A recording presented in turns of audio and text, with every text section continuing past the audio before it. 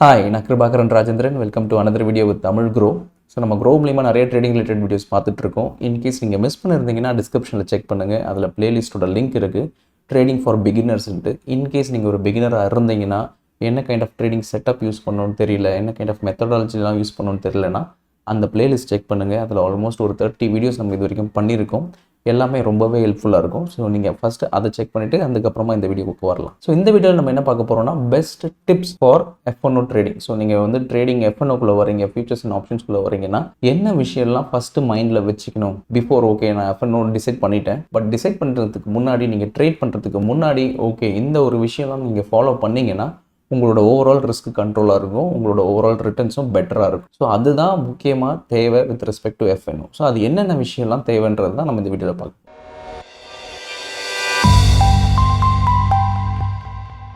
So நீங்கள் futures and ஆப்ஷன்ஸில் trade பண்ண போகிறீங்க, ஸ்பெசிஃபிக் டு ஃபியூச்சர்ஸில் ட்ரேட் பண்ண போகிறீங்கன்னா, ஃபஸ்ட்டு நம்ம என்ன டிசைட் பண்ணணும்னா, ஓவரால் மார்க்கெட் ட்ரெண்ட் எப்படி இருக்குன்றதை பார்க்கணும். ஸோ நிறைய பேர் என்ன பண்ணுவாங்கன்னா, டேரெக்டாக ஒரு 3 மினிட்ஸ் டைம் ஃப்ரேமோ இல்லை 5 மினிட்ஸ் டைம் ஃப்ரேமில் போயிட்டு, ஓகே இன்றைக்கி மார்க்கெட் டவுன் ட்ரெண்டில் இருக்குது, நம்ம ஷார்ட் பண்ணலாம் அப்படின்னு டிசைட் பண்ணுவாங்க, ஷார்ட் பண்ணுவாங்க.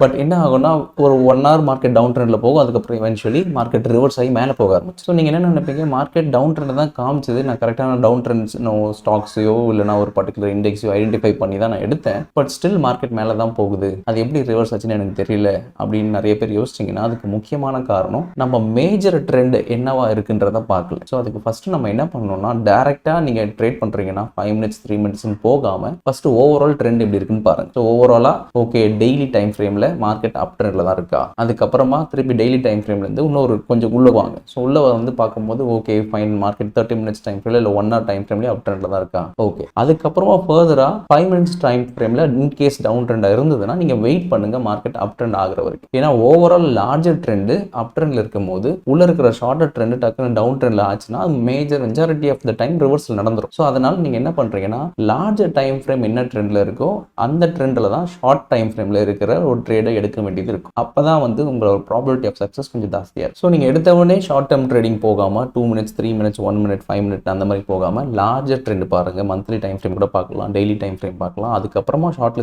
லிஸ்ட் பண்ணி okay majority of the trend up ட்ரெண்ட்ல இருந்ததுன்னா அப் ட்ரெண்ட்ல ஒரு ஷார்ட்டர் டைம் ஃப்ரேமில் போயிட்டு வெறும் லாங் மட்டும் எடுங்க, லைக் பையிங் சிக்னல் மட்டும் எடுங்க. அதே மாதிரி majority of the trend down ட்ரெண்ட்ல இருந்ததுன்னா வெறும் ஷார்ட் மட்டும் எடுங்க, 5 மினிட்ஸ் டைம் ஃப்ரேம் இல்லை shorter time frame. So basic mentality என்னன்னா, லார்ஜர் டைம் ஃப்ரேமுக்கு ஏற்ற மாதிரி தான் ஷார்ட்டர் டைம் ஃப்ரேமும் most of the time move ஆகும். ஸோ அதுக்கேற்ற மாதிரி உங்களோட ட்ரேடிங் டெசிஷன்ஸை ஃபஸ்ட்டு டிஃபைன் பண்ணுங்க. நீங்கள் இந்த சார்ட்டில் பார்த்தாலே தெரியும். ஸோ நான் சூஸ் பண்ணியிருக்கிறது டெய்லி டைம் ஃப்ரேம். ஸோ இந்த டெய்லி டைம் ஃப்ரேமில் இனிஷியலாக மார்க்கெட் டவுன் ட்ரெண்டில் இருந்தது few months before, from April onwards up ட்ரெண்டில் இருக்குது. ஸோ ஓவரால் ட்ரெண்ட் பார்த்தீங்கன்னா த மார்க்கெட் ஓவராலாக இப்போ அப் ட்ரெண்டில் இருக்குது. ஸோ இப்போ நம்ம ஃபர்தராக ஷார்ட்டர் டைம் ஃப்ரேம் போயிட்டு மார்க்கெட் என்ன ட்ரெண்டில் இருக்குன்னு பார்க்கலாம். ஸோ இப்போ பார்த்தீங்கன்னா நான் டெய்லி டைம் ஃப்ரேம்லேருந்து 4 hours டைம் ஃப்ரேமுக்கு வந்துட்டேன். ஸோ இந்த 4 hour டைம் ஃப்ரேம் படி இனிஷியலாக மார்க்கெட் அப் ட்ரெண்டில் இருந்தது, அண்ட் போஸ்ட் ஜூலை 19 அப்புறமா பார்த்தீங்கன்னா மார்க்கெட் ஸ்லோலி டவுன் ட்ரெண்டில் இருக்குது. ஸோ அப் ட்ரெண்டில் போயிட்டு 4 hours டைம் ஃப்ரேமில் மார்க்கெட் இன்டர்மீடியட்டாக ஒரு டவுன் ட்ரெண்டில் வந்துட்டு இருக்கு. ஸோ இப்போ பார்த்தோம்னா 1 hour டைம் ஃப்ரேம் இருக்கும். ஸோ அந்த 1 hour டைம் ஃப்ரேமில் இனிஷியல் நான் சொன்ன மாதிரி அப் ட்ரெண்ட் போயிருக்கு, அதுக்கப்புறமா அகெயின் கம்ப்ளீட் டவுன் ட்ரெண்ட் தான் கன்சிஸ்டண்ட்டாக போயிட்டு இருக்கு. அந்த டவுன் ட்ரெண்ட் இன்னும் ரிவர்ஸ் ஆகலை. ஸோ இப்போ 30 மினிட்ஸ் டைம் ஃப்ரேமில் பார்க்குறோம். ஸோ 30 மினிட்ஸ் டைம் ஃப்ரேம்லையும் பார்த்தீங்கன்னா ஓவரால் ட்ரெண்டு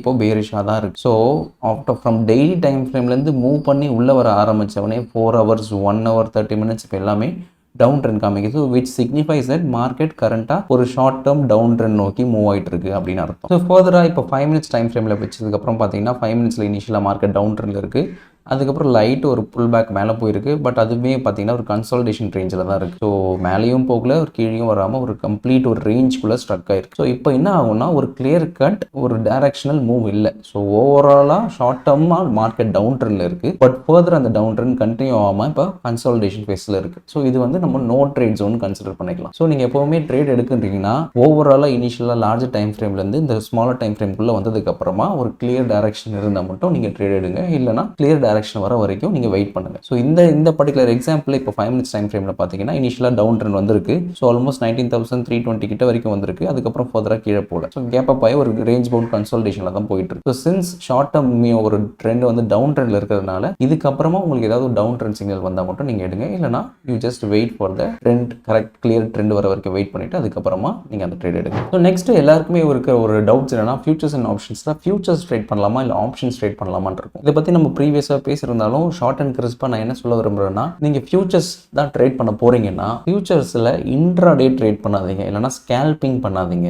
ஏன்னா ஃபியூச்சர்ஸை பொறுத்த வரைக்கும் சார்ஜஸ் ரொம்பவே அதிகம். ஸோ உங்களோட சார்ஜஸ் வெறும் ப்ரோக்கரேஜஸ் ஆஃப் ₹20 இல்லை ₹10 பர் ஆர்டர் அது கிடையாது. உங்களோட சார்ஜஸ் அது இல்லாமல் STD, SEBI fees, stamp duties, இந்த மாதிரி நிறைய விஷயங்கள் இருக்குது. ஸோ ஃபியூச்சர்ஸ் பண்ணும்போது இந்த சார்ஜஸ்லாம் ரொம்ப அதிகமாகும். ஸோ நீங்கள் மோர் நம்பர் ஆஃப் ட்ரேட்ஸ் ஃபியூச்சர்ஸில் எடுக்க மோர் டிரான்சாக்ஷன் காஸ்ட் ஆகும். ஸோ மோர் டிரான்சாக்ஷன் காஸ்ட் ஆச்சுன்னா ஆப்வியஸ்லி உங்களோட ஓவரால் ப்ராஃபிட் பொட்டன்ஷியல் கம்மியாயிரும். ஸோ நீங்கள் ஃபியூச்சர்ஸில் ட்ரேட் பண்ணணும்னா இன்ட்ராடே பண்ணாமல் பொசிஷனல் ட்ரேடராக இருக்கீங்க, ஸ்விங் ட்ரேடராக இருக்கீங்க, ஒரு மாதத்துக்கே 2 ட்ரேட் 3 ட்ரேட் தான் வர மாதிரி ஒரு செட்டப் வச்சிருக்கீங்கன்னா அதுக்கு ஃபியூச்சர்ஸ் ஓகே. பட் எவ்ரிடே நீங்கள் ட்ரேட் பண்ண போறீங்கன்னா அதுக்கு ஃபியூச்சர்ஸ் நாட் ரெக்கமெண்டட். அதுக்கு நீங்கள் ஆப்ஷன்ஸ் பண்ணுறது தான் பெட்டர். ஸோ ஃபியூச்சர்ஸ் பதிலாக நீங்கள் ஆப்ஷன்ஸ் இன்ட்ராடேல ஆப்ஷன்ஸ் அந்த மணிலோ இல்லை இந்த மணிலோ ட்ரேட் பண்ணுறது தான் better. But totally avoid futures in case நீங்கள் இன்ட்ராடே பண்ணுறதா இருந்தால். ஸோ முன்னாடியே சொன்ன மாதிரி நீங்கள் ஓவரால் ட்ரெண்டை டிட்டர்மின் பண்ணுறது ரொம்பவே முக்கியம். மார்க்கெட் கரண்டாக ட்ரெண்டிங் ஃபேஸில் இருக்கா இல்லை சைட்வேஸ் ஃபேஸில் இருக்கான்னு பார்த்துட்டு தான் உங்களோட ஆப்ஷன்ஸ் ட்ரேடிங்கை நீங்கள் இனிஷியேட் பண்ணணும். ஏன்னா ஆப்ஷன் பையிங் ஸ்பெசிஃபிக்காக பண்ணுறீங்கன்னா மார்க்கெட் சைட்வேஸில் மாட்டிக்கிச்சு, கீழையும் போல மேலேயும் போல ஒரு ரேஞ்ச் பவுண்டில் ஸ்டக் ஆயிடுச்சுன்னா அந்த டைமில் நீங்கள் ஆப்ஷன் வாங்கியிருந்தீங்கன்னா சீக்கிரமாக டீகே ஆகிட்டே இருக்கும். ஸோ என்ன ஆகும்னா உங்களோட டைரக்ஷனுக்கு ஏற்ற மாதிரி மார்க்கெட் போகாது, உங்களோட டைரக்ஷன் ஆப்போசிட்டாகவும் போகாது. ஸோ அப்படி இருக்கும் போது என்ன ஆகும், உங்கள் ப்ரீமியம் கொஞ்சம் கொஞ்சமாக டீகே ஆகி லாஸஸ் கொஞ்சம் கொஞ்சமாக இன்க்ரீஸ் ஆக ஆரம்பிச்சிடும். ஸோ எப்படாப்பா ப்ராஃபிட் வரும், எப்போ நம்ம ட்ரெண்டிங் வரும் நீங்கள் வெயிட் பண்ணி அதுக்கப்புறம் ட்ரெண்டிங் ஆகும்போது உங்களோட ப்ரீமியம் ஆல்ரெடி ரொம்ப டீகே ஆயிருக்கு. ஸோ ₹100 ₹50 வரைக்கும் வந்திருக்கும். அதுக்கப்புறம் ட்ரெண்டிங் ஆச்சுன்னா திருப்பி ₹50 ₹100 தான் போகும். கடைசியில் நீங்கள் பையிங் பண்ண ப்ரைஸ்க்கு தான் வரப்போகுது, irrespective ஆஃப் ட்ரெண்டிங்கே ஆன் ஆகும். ஸோ அதனால தான் மார்க்கெட் எந்த ஜோனில் இருக்குன்னு பார்த்துட்டு ஆப்ஷன் பையிங் பண்ணுங்க. நல்லா ட்ரெண்டிங் ஜோனில் இருந்தால் மட்டும் ஆப்ஷன் பையிங் பண்ணுங்க. சைட்வேஸில் ஸ்டக்காக இருந்து ஒரு ரேஞ்சை பிரேக் அவுட் பண்ண ட்ரை பண்ணுது, ஆனால் பண்ணல, மேலேயும் போகாமல் கீழேயும் போகாமல் ஒரு ரேஞ்சுக்குள்ளே இருக்குன்னா அந்த டைம் ஆப்ஷன் பையிங் பண்ணவே பண்ணாதீங்க. That will going to give you a bigger risk. Better trending மூவ்மெண்ட்டில் இருக்கும்போது மட்டும் ஆப்ஷன் பையிங் பண்ணுங்க. ஸோ அது எப்படின்னா ஒரு நல்ல ஓடுற ட்ரெயினில் டக்குன்னு ஏறிட்டு அதுக்கப்புறம் அந்த ட்ரெண்ட் கொஞ்சம் கொஞ்சமாக ட்ரெண்டு டிமினிஷ் ஆகும்போது வெளியே வந்துடுறது தான் பெட்டர். ஸோ அப்படி இருக்கும்போது என்ன ஆகும், கரெக்டான டைரக்ஷன் நீங்கள் என்டர் பண்ணியிருப்பீங்க, அப் ட்ரெண்ட் இருந்தாலும் சரி டவுன் ட்ரெண்ட் இருந்தாலும் சரி. ஸோ நீங்கள் அந்த மாதிரி பண்ணும்போது தான் உங்களுக்கு ஆப்ஷன் பையிங்கில் ப்ராஃபிட்டபிலிட்டி ஃபேக்டர் கன்சிஸ்டன்ட்டாக வரும். ஏன்னா சைட்வேஸில் நீங்கள் மாட்டிக்கிட்டீங்கன்னா கன்சிஸ்டன்ட்டாக நீங்கள் பேக் டு பேக் லாஸஸ் தான் ஃபேஸ் பண்ணுவீங்க. So totally avoid option buying இன்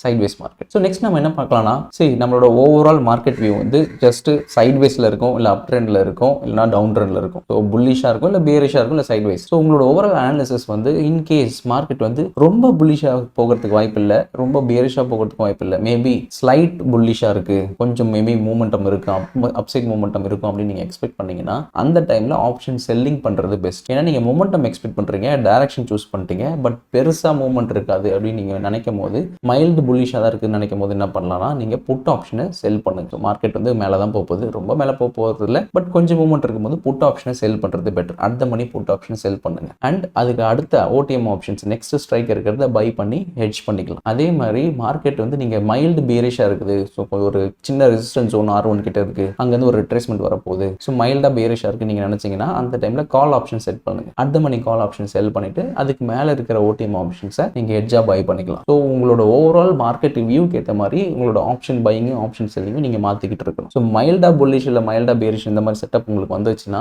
அதுக்கு ஆப்ஷன் செல்லிங் பண்ணுறது better with respect to at the money call option or at the money put option. And அதுக்கு ஹெட்ஜாக என்ன பண்ணலாம்னா ப்ளஸ் ஒரு 1 லெக்ல அதிகமாக பக்கத்தில் இருக்கிற ஓடிஎம்ஐ நீங்கள் ஜஸ்ட் பை பண்ணிட்டு அதை நீங்கள் ஹெட்ஜாக கூட யூஸ் பண்ணலாம். ஸோ அது எப்படின்னா ஒரு சின்ன எக்ஸாம்பிள் எக்ஸ்பிளைன் பண்ணுறேன். ஸோ இப்போ ஃபார் அன் எக்ஸாம்பிள் நிஃப்டி வந்து 19,500 இருக்குன்னு வச்சுப்போம். அண்ட் R1 S1 அப்படின்னு இருக்கு, ரெசிஸ்டன்ஸ் இருக்கு, சப்போர்ட் இருக்கு. அண்ட் ரெசிஸ்டன்ஸ் வந்து ஃபார் அன் எக்ஸாம்பிள் 19,600 வச்சுப்போம், அண்ட் சப்போர்ட் வந்து 19,400 வச்சு. ஸோ இப்போ உங்களோட மார்க்கெட் வியூ வந்து மைல்டு புல்லிஷ் அப்படின்னு இருக்குன்னு வச்சுப்போமே. மார்க்கெட் வந்து கரண்ட்டாக வந்து 19,400 சப்போர்ட் கிட்ட வந்துருச்சு. ஸோ மேபி கொஞ்சம் இங்கேருந்து பவுன்ஸ் பேக் ஆகும், மைல்டு புல்லிஷாக இருக்குன்னா நீங்கள் என்ன பண்ணலாம்னா 19,400 புட் ஆப்ஷனை ஷார்ட் பண்ணிட்டு அதுக்கு கீழே இருக்கிற 19,300 புட் ஆப்ஷனை பை பண்ணுங்க, ஹெட்ஜாக இருக்குது. ஸோ அதுதான் நான் சொன்னது. So at the money option 19,000 market 19,400 போகுது, அந்த இடத்துல வந்துருச்சுன்னா அதுதான் அட் த மணியாக இருக்கும். ஸோ அதை நீங்கள் ஷார்ட் பண்ணிட்டு அதுக்கு பக்கத்தில் இருக்கிற நியர்பை ஓடிஎம் ஆப்ஷன்ஸை பை பண்ணி ஹெட்ஜாக வச்சுக்கோங்க. ஸோ தட் உங்களோட டைரக்ஷன் கரெக்டாக இருந்தால் you make a fixed profit. In case ராங்காக இருந்தாலும் you have a fixed loss, ஏன்னா உங்களுக்கு ஹெட்ஜ் யூஸ் பண்ணுறீங்க. அதே மாதிரி மார்க்கெட் மேலே போயிட்டு இருக்கு, ஸோ ஆல்மோஸ்ட் 19,600 வந்துருச்சு, இந்த இடத்துல ஒரு ரெசிஸ்டன்ஸ் ஒன்று இருக்கு, மார்க்கெட் கொஞ்சம் கீழே வரும்னு நினைக்கிறீங்கன்னா 19,600 அந்த அட் மணி ஷார்ட் ஆப்ஷனை ஷார்ட் பண்ணுங்க. 19,600 கால் ஆப்ஷனை ஷார்ட் பண்ணிட்டு அதுக்கு மேலே இருக்கிற 19,700 கால் ஆப்ஷனை பை பண்ணுங்க ஹெட்ஜ் பண்ணுறதுக்காக. ஸோ இதுதான் மைல்டு புல்லிஷ் மைல்டு பேரிஷ்கான ட்ரேடிங் ஓவர்வியூ. ஸோ எப்பப்பெல்லாம் உங்களுக்கு வந்து ஜென்ரலாக உங்களோட ஓவரால் வியூ வந்து மைல்டாக புல்லிஷோ பேரிஷாக இருந்ததுன்னா அட் த மணி கால் ஆப்ஷனையோ இல்லை at the money put option whatever it is அதை நீங்கள் ஷார்ட் பண்ணிட்டு அதுக்கு பக்கத்தில் இருக்கிற நெக்ஸ்ட் நியர்பை ஓடிஎம் ஆப்ஷன்ஸை பை பண்ணி ஹெட்ஜ் பண்ணிட்டீங்கன்னா உங்களோட ஓவரால் ரிஸ்க்கும் கேப்டு, ஓவரால் ரிட்டர்ன்ஸும் கேப்டு. ஸோ உங்களுக்கு கம்ப்ளீட்டாகவே வந்து ஒரு ஓவரால் ரிஸ்க் டோட்டலாக கேப் ஆனதுனால உங்களோட பொசிஷன் சைஸும் நீங்கள் ஈஸியாக இன்க்ரீஸ் பண்ணி நீங்கள் ட்ரேட் எடுத்துக்கலாம். ஸோ இந்த ப்ராப்ளமும் வராது. ஸோ இப்போ மைல்டு புல்லிஷ் பேரிஷ்லேருந்து ஸ்ட்ராங் மொமெண்டம் வந்துருச்சு. சப்போஸ் நீங்கள் நல்லா டிடெக்ட் பண்ணிட்டீங்க, இல்லை இப்போ மார்க்கெட் இப்போ ஸ்ட்ராங் அப் ட்ரெண்டில் இருக்குது, இல்லை ஸ்ட்ராங் டவுன் ட்ரெண்டில் இருக்குன்னா அப்போ நீங்கள் டைரக்ஷனலாகவே ஆப்ஷன் பையிங் பண்ணிடலாம். ஸோ டைரக்ஷனலாகவே அட் த மணி கால் ஆப்ஷனோ இல்லை அட் த மணி புட் ஆப்ஷனோ, மார்க்கெட் அப் ட்ரெண்டில் இருந்தால் டேரெக்டாக at the money call option வாங்கிடுங்க. மார்க்கெட் டவுன் ட்ரெண்டில் இருந்தால் டேரெக்டாக at the money put option வாங்கிக்கலாம். ஸோ அப் ட்ரெண்டில் இருந்து at the money call option வாங்கும்போது என்ன ப்ளஸ்னா, இனிஷியலாக அட் த மணி வந்து 0.5 டெல்டாவில் இருக்கும். ஸோ உங்களோட ஃபேவரில் மார்க்கெட் மூவ் ஆக அது இந்த மணியாக மாறிடும். அடுத்த மணி இந்த மணியாக மாறும்போது அதோட ஓவரால் ரிட்டர்ன்ஸ் இன்னும் அதிகமாக எக்ஸார்டண்ட்டாக இன்க்ரீஸ் ஆகும். ஸோ அது எவென்ச்சுவலி என்ன ஆகும்னா, உங்களோட டைரக்ஷன் கரெக்டாக இருந்ததுன்னா உங்களோட risk to reward overall returns பார்த்தீங்கன்னா மச் ஹையராகவே இருக்கும். ஸோ எப்பவுமே உங்களோட வியூ புல்லிஷோ இல்லை பேரிஷோ பர்ஃபெக்டாக strong bullish strong bearish decide பண்ணிட்டீங்கன்னா ஆப்ஷன் செல்லிங்கே பண்ணாமல் நீங்கள் டேரெக்டாக ஆப்ஷன் பையிங் அட் த மணிலே பண்ணிடலாம். That will give you higher returns. And இன்னொரு நிறைய ட்ரேடர்ஸ் பண்ணுற தப்பு என்னன்னா, என்னதான் செட்டப் எல்லாமே அவங்க கையில் இருந்தாலும், ட்ரேடிங் ரூல்ஸ் வச்சிருந்தாலும் அவங்க கை நம்ம அரைச்சிக்கிட்டே இருக்கும். அன்னைக்கு எப்படியாவது ட்ரேட் எடுக்கணும். ஏன்னா அந்த செட்டப் வரலனா கூட அதை மீறி ஓகே செட்டப் வர மாதிரி இருக்கு, நம்ம ட்ரேட் எடுத்துலாம் நினச்சி எடுப்பாங்க. பார்த்து அந்த செட்டப் வந்திருக்காது. ஸோ இதனால தான் நிறைய ஓவர் ட்ரேட் நடக்குது அண்ட் இதனால தான் நிறைய லாசஸ் நடக்குது. ஸோ நீங்கள் அந்த கொக்கு மீனுக்கு வெயிட் பண்ணுற மாதிரி தான். உங்களோட செட்டப் ஃபார்மேஷன் ஆனால் மட்டும் ட்ரேட் எடுங்க, இல்லைனா ட்ரேடே எடுக்காதீங்க. நிறைய பேர் செட்டப் ஃபார்மேஷன் பண்ணி ட்ரேட் எடுத்து லாஸ் பண்ணால் அது லாஸ் பிரச்சனை இல்லை. ஏன்னா ஓவர் த லாங் ரன்ல நீங்கள் ப்ராஃபிட் எடுத்துருவீங்க. ஏன்னா நீங்கள் செட்டப்பை ஃபாலோ பண்ணுற ஒரு ஆள். பட் செட்டப் ஃபார்மேஷன் வரதுக்கு முன்னாடி, உங்களோட ட்ரேடிங் ரூல் சாட்டிஸ்ஃபை ஆகிறதுக்கு முன்னாடி நீங்கள் ட்ரேட் எடுத்து பழகிட்டீங்கன்னா அது ஒரு ஓவர் ட்ரேடிங்கில் கொண்டு போய் விட்டுரும். அன்னெசரியாக நீங்கள் அந்த ஒரு டிசிப்ளின் ட்ரேடிங் ஸ்ட்ரக்சருக்குள்ளே வரவே மாட்டீங்க. So to not take any trade if the condition is not satisfied. So அதனால உங்களோட ட்ரேட் செட்டப் வர வரைக்கும் வெயிட் பண்ணுங்க. அன்னைக்கு வரலையா இட்ஸ் ஃபைன், நீங்கள் ட்ரேட் எடுக்கலாம் கூட பரவாயில்ல. நெக்ஸ்ட் டே வரலையா இட்ஸ் ஃபைன். என்னைக்கு அந்த ட்ரேட் செட்டப் வருதோ அன்னைக்கு வந்து எடுத்தால் மட்டும் போதும். அப்போ தான் ஓவர் லாங் ரன் உங்களுக்கு அது ஹெல்ப்ஃபுல்லாகவே இருக்கும். ஸ்பெசிஃபிக் டு F&O அது ரொம்பவே முக்கியம். பிகாஸ் உங்களுக்கு நீங்கள் அந்த F&O lot size overall risk அதிகமாக இருக்கிறதுனால செட்டப் வரதுக்கு முன்னாடி எடுத்து நீங்கள் லாஸ் பண்ணிட்டீங்கன்னா அது ரொம்பவே மைண்ட் ரொம்பவே அஃபெக்ட் ஆகிடும். ஸோ உங்களால் நெக்ஸ்ட் ட்ரேட் எடுக்கவே முடியாது. ஸோ செட்டப் ஃபார்மேஷன் வர வரைக்கும் வெயிட் பண்ணி ட்ரேட் எடுக்கிறது தான் highly advisable. And last factor வந்து risk to reward ratio. எப்பவுமே வந்து நம்ம ஒரு ட்ரேடிங் இன் ஜென்ரலாகவே F&Oலையோ இல்லை என்ன ட்ரேடிங் நீங்கள் பண்ணால் கூடவே நிறைய பேர் யோசிக்கிறது என்னன்னா, ஹை வின்னிங் அக்யூரசி வேணும்னு எதிர்பார்ப்பாங்க. 90%, 99%, 98% அந்த மாதிரிலாம் ஒன்றும் கிடையாது. வித் ரெஸ்பெக்ட் டு ஆப்ஷன்ஸோ இல்லை வித் ரெஸ்பெக்ட் டு ஃபியூச்சர்ஸோ எதுவாக இருந்தாலுமே ஒரு டைரக்ஷனலாக நீங்கள் ட்ரேட் பண்ணுறீங்கன்னா மோஸ்ட் ஆஃப் த சக்ஸஸ்ஃபுல் ட்ரேடர்ஸோட ஆவரேஜ் வின்னிங் அக்யூரசி பார்த்தீங்கன்னா 35 to 45 தான் இருக்கும். நீங்கள் எனி கைண்ட் ஆஃப் ஒரு ட்ரெண்ட் ஃபாலோயிங் செட்டப் எடுத்தீங்கன்னா இதுதான் வின்னிங் அக்யூரசியே. பட் இன்ஸ்பைட் ஆஃப் 35% 45% அவ்வளோ கம்மிங் வின்னிங் அக்யூரசி வச்சு அவங்களால ப்ராஃபிட்டபுளாக இருக்குன்னா அதுக்கு காரணம் அவங்களோட ரிஸ்க் ரிவார்ட் ரேஷியோ ரொம்ப ஹையராகவே இருக்கும். ஸோ ஜென்ரலாகவே ஒரு ட்ரெண்ட் ஃபாலோயிங் செட்டப்பில் நீங்கள் ரிஸ்க் 10 பாயிண்ட்ஸ் வைக்கிறீங்கன்னா ரிட்டர்ன்ஸ் ஆல்மோஸ்ட் பார்த்தீங்கன்னா 50 பாயிண்ட்ஸ் இல்லை 100 பாயிண்ட்ஸ் கூட இருக்கும். ஸோ 1:5 1:8 அந்த அளவுக்குலாம் ரிஸ்க் ரிவார்ட் ரேஷியோ நிறையவே இருக்கும். ஸோ ட்ரெண்ட் ஃபாலோயிங் செட்டப்பை பொறுத்த வரைக்கும் வின்னிங் அக்யூரசி கம்மியாக இருக்கும். பட் ரிஸ்க் ரிவார்ட் ரேஷியோ எப்பவுமே அதிகமாக இருக்கும். ஸோ நீங்கள் ஒரு பிரேக் அவுட் ட்ரேடராக இருக்கீங்க இல்லை ஆப்ஷன் பையராக இருக்கீங்கன்னா வின்னிங் அக்யூரசி கண்டிப்பாக கம்மியாக இருக்கும். ஸோ ஆப்ஷன் பையிங்கை பொறுத்த வரைக்கும் 90% வின்னிங் அக்யூரசி 95% வின்னிங் அக்யூரசின்றது ஒன்று கிடையாது. அப்படி யாராவது சொன்னாங்கன்னா அது ஸ்கேமிங்காக தான் இருக்கும். அப்படி இல்லைனா ஆப்ஷன் பையிங்கில் சும்மா ஒரு 10 பாயிண்ட்ஸில் டார்கெட்டில் வெளியே வந்துருங்க, 15 பாயிண்ட்ஸில் டார்கெட்டில் வெளியே வந்துருங்க அந்த மாதிரி சொன்னால் மேபி உங்களுக்கு வின்னிங் அக்யூரசி ஜாஸ்தியாக இருக்கலாம். பட் அதுக்கு ரிஸ்க் ரொம்ப அதிகமாகவே வரும். So what is the right அப்ரோச்னு நீங்கள் ஸ்பெசிஃபிக்காக பார்த்தீங்கன்னா ரிஸ்க் ரிவார்ட் ரேஷியோ எப்போவுமே ஆப்ஷன் பையிங்கை பொறுத்த வரைக்கும் மச் ஹையராக இருக்கும், வின்னிங் அக்யூரசி கம்மியாக இருக்கும். ஆப்ஷன் செல்லிங்கை பொறுத்த வரைக்கும் வின்னிங் அக்யூரசி ரொம்ப அதிகமாக இருக்கும். But risk reward ratio almost 1:1 இல்லைனா 1:1.5 ஓரளவுக்கு ஈக்குவலாக தான் இருக்கும். தவிர பெரிய ரிஸ்க் ரிவார்ட் ரேஷியோ ஆப்ஷன் செல்லிங்கில் இருக்காது. ஸோ இதுதான் பேசிக் ஃபங்க்ஷனாலிட்டி ஆஃப் ஒரு ட்ரேடிங் செட்டப். ஸோ நீங்கள் ஒரு பிரேக் அவுட் ட்ரேடர் இல்லை ட்ரெண்ட் ஃபாலோவராக இருந்தீங்கன்னா இந்த வின்னிங் அக்யூரசி கண்டிப்பாக கம்மியாக தான் இருக்கும். நீங்கள் அதை அக்செப்ட் பண்ணி தான் ஆகணும். இல்லை எனக்கு வந்து ஒரு பெட்டர் ரிஸ்க் ரிவார்ட் ரேஷியோவில் கொஞ்சம் ஹையர் வின்னிங் அக்யூரசி வேணும்னா நீங்கள் ரிவர்சல் ட்ரேட் செட்டப் பண்ணலாம். ஸோ இப்போ போயெல்லாம் வந்து சப்போர்ட்லேருந்து பவுன்ஸ் ஆகி மார்க்கெட் மேலே போதும். நீங்கள் அந்த இடத்துல ஆல்மோஸ்ட் சப்போர்ட் லெவலில் இல்லைனா ரெசிஸ்டன்ஸ் லெவலில் நிறைய பேர் என்ன பண்ணுவாங்கன்னா அந்த சப்போர்ட்லேருந்து பவுன்ஸ் ஆகிற டைமில் பை பண்ணிடுவாங்க. ஏன்னா அங்கேருந்து மார்க்கெட் ரிவர்ஸ் ஆகி மேலே போகும்ட்டு. ஸோ அந்த இடத்துல என்ன ஆகும், உங்களோட சப்போர்ட்டில் பை பண்ணும்போது அது கீழே கொஞ்சமாக தான் உங்களோட ரிஸ்க் இருக்குது. ஸோ அதனால் அது ஹிட் ஆகாமல் பவுன்ஸ் ஆகி மேலே போகும்போது உங்களோட ரிவார்ட்ஸ் பெட்டராகவே இருக்கும். அதே தான் ரெசிஸ்டன்ஸில் நிறைய பேர் என்ன பண்ணுவாங்க, ரெசிஸ்டன்ஸில் செல் பண்ணுவாங்க. ஏன்னா அதனால ரெசிஸ்டன்ஸ் தாண்டி மார்க்கெட் ஃபர்தராக மேலே போக முடியலன்னு எப்போ அவங்க ஐடென்டிஃபை பண்ணுறாங்களோ அப்போ அந்த இடத்துல ஷார்ட் பண்ணிவிட்டு ரெசிஸ்டன்ஸ்க்கு மேலே கொஞ்சோண்டு லைட்டில் கொஞ்சம் ஸ்டாப் லாஸ் வைப்பாங்க. ஸோ தட் கொஞ்சம் ரூம் கொடுப்பாங்க அகெயின்ஸ்டாக மூவ் பண்ணுறது. இன்கேஸ் ரிவர்சல் ஆயிடுச்சுன்னா அது பெரிய ஒரு ரிஸ்க் ரிவார்ட் ரேஷியோ ட்ரேடாக வரும். ஸோ எப்போவுமே பிரேக் அவுட் ட்ரேடிங்கில் நிறைய பிரேக் அவுட் ஃபெயிலியர் வரும். பட் இந்த மாதிரி ரிவர்சல் ட்ரேடில் உங்களுக்கு huge winning risk reward ratios இருக்கும். ஸோ நீங்கள் அதை கூட ஃபோக்கஸ் பண்ணணும். ஸோ இதெல்லாம் தான் நீங்கள் ஆக்சுவலி மைண்டில் வச்சுக்கணும் when you are trying to trade with futures and options. So first and foremost point என்னன்னா ஓவரால் ட்ரெண்டிங் ஆஃப் த மார்க்கெட்டை ஐடென்டிஃபை பண்ணுங்க. லார்ஜர் டைம் ஃப்ரேம்லேருந்து ஸ்மாலர் டைம் ஃப்ரேமுக்கு வாங்க. அப்போ தான் வந்து உங்களுக்கு கிளியர் டைரக்ஷன் தெரியும், ஓவரால் மார்க்கெட்டோட மூவ்மெண்ட் எப்படி இருக்குன்னு தெரியும். அதுக்கேற்ற மாதிரி ட்ரேட் எடுக்கலாம். அண்ட் செகண்ட் திங் வந்து எப்போவுமே நீங்கள் ட்ரேட் எடுக்கிறீங்கன்னா ஆப்ஷன்ஸ் பையிங்கா இல்லை ஃபியூச்சர்ஸாக நீங்கள் செக் பண்ணுங்க. ஸ்பெசிஃபிக் ஆப்ஷன் பையிங் செல்லிங்காக இருக்கலாம், இல்லை ஃபியூச்சர்ஸாக இருக்கலாம். பட் ஃபியூச்சர்ஸை ஸ்பெசிஃபிக்காக நீங்கள் லார்ஜ் நம்பர் ஆஃப் ட்ரேட்ஸ் வச்சு ட்ரேட் பண்ணுறதை அவாய்ட் பண்ணிடுங்க. ஏன்னா அது நிறைய காஸ்ட் கொண்டு போய் விட்டுரும். ஸோ ஃபியூச்சர்ஸ் பொறுத்த வரைக்கும் பொசிஷனல் ட்ரேடிங் இல்லை ஸ்விங் ட்ரேடிங்க்கு தான் அட்வைசபிள், இன்ட்ராடே ட்ரேடிங்க்கு not advise. And third thing வந்து with respect to option buying, நீங்கள் ஆப்ஷன் பையிங் பண்ணுறீங்கன்னா மார்க்கெட் எந்த ரேஞ்சில் இருக்குன்னு பாருங்க. சைட்வேஸில் இருக்கா, ட்ரெண்டிங்கில் இருக்கா? சைட்வேஸில் இருந்தால் ஆப்ஷன் பையிங் பண்ணவே பண்ணாதீங்க. அது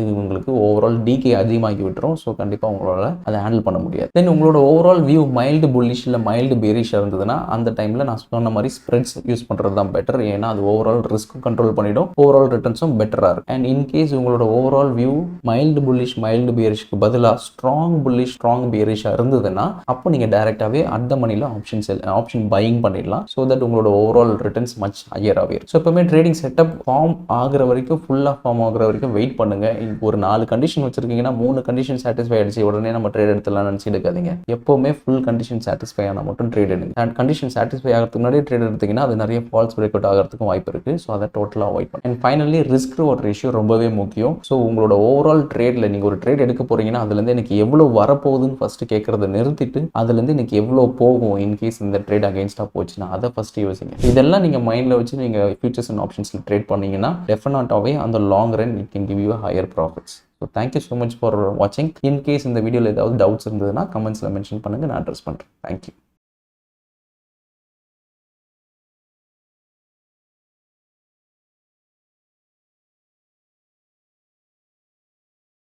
Investment in securities market are subject to market risks. Read all the related documents carefully before investing. Please read the risk disclosure documents carefully before investing in equity shares, derivatives, mutual fund, and or other instruments traded on the stock exchanges.